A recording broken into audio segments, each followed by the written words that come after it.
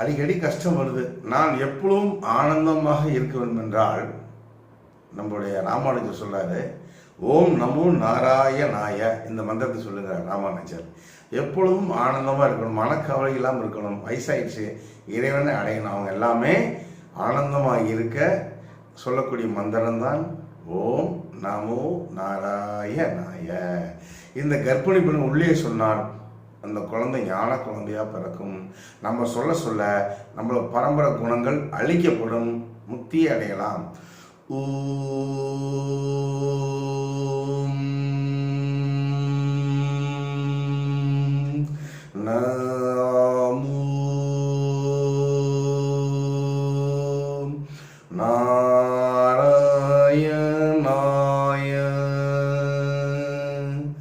இதான் ஆனந்த தரும் மந்திரம். சகல சௌபாக்கியம் பெறுக.